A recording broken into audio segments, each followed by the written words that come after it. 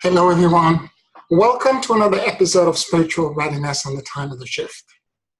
We are transitioning from 3D reality into a higher reality. To some, this is a welcome change. To others, it is a terrifying moment in time. For everything that was solid in the 3D world, everything that was a foundation stone in the 3D reality will be dismantled. We're already witnessing it right now with all kind of earth changes and social, political, and financial unrests. Now, this is part of the demolition of the 3D reality. Today, I want to explore with you what that incoming reality looks like. What is that landscape that we are supposed to be transitioning into? A lot of my coaching clients and my mentorship clients come to me with different kind of expectation. Some of them think that I'm a magician or some sort of shaman or sorcerer, and they want to keep behaving in the manner that they're behaving. For example, they don't want anything that's being dismantled to be dismantled no more, yet they don't want to change their behavior to adjust to the incoming change. And I have to make them realize that this is an elevation of consciousness.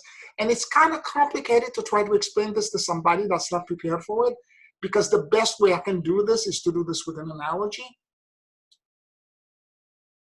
What is that new earth and new reality that's emerging? It would be to the effect of everybody in the world living in a 2D world, and me existing in 3D with height perception and trying to explain to them what height is when they are existing in only a world of length and width.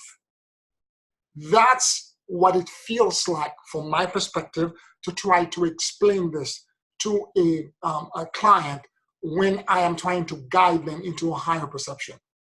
Now, there are lots of things in the light community that can bypass the 3D realities and take you into a higher perception on a temporary basis. There is medicine, there's all kind of breath control technique, there are lots of different kind of yoga practices that can actually shortcut and momentarily give you the ability to pierce into that realm.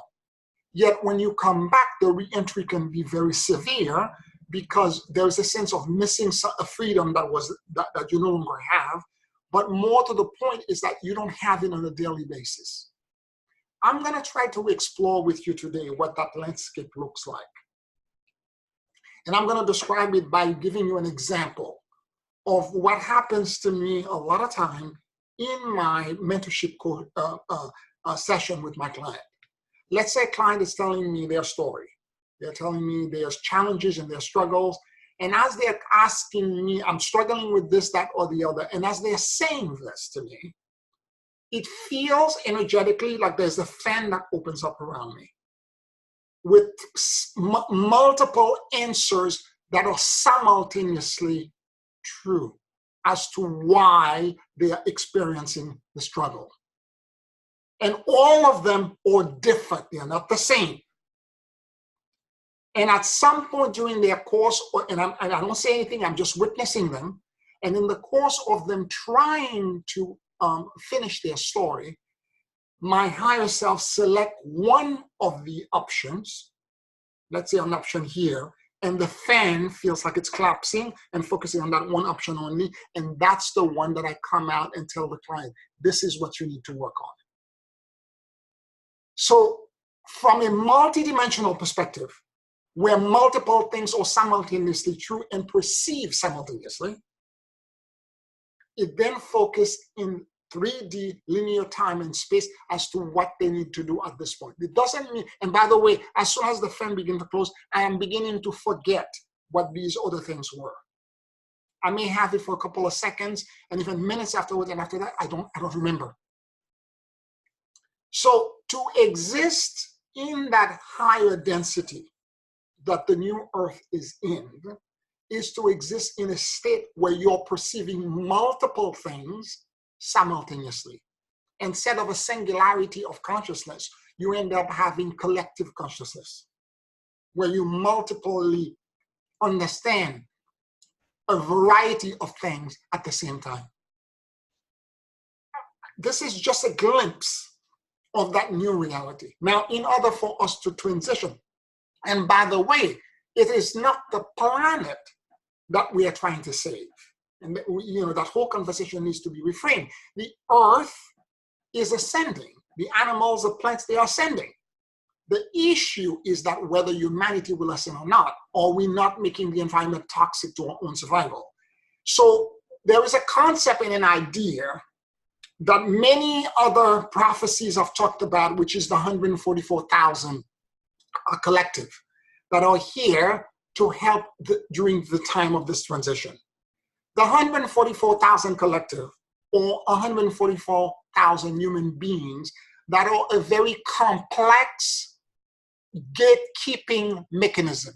Think of them as a powerful and very sophisticated locking mechanism, where each person is a number in this combination lock. And that number implies that they have a certain level of frequency that they must elevate their perception and their reality to.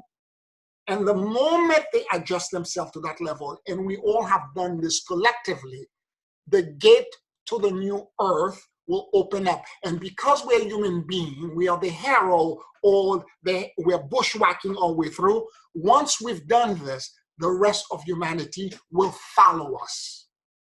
We become the gatekeeper and the people who will open the door. So my purpose as a spiritual teacher is to train the 144,000 so that they will remember what they are here for, and remember their puzzle piece, so that each one of them will hit the right combination, so that at the time of the galactic equator crossing, we will all simultaneously resonate the frequency that's necessary for the doorway to be open into the new earth, where multiple, instead of singularity of time and space, you can begin to perceive things in multiple time, space simultaneously. I hope this piques your interest.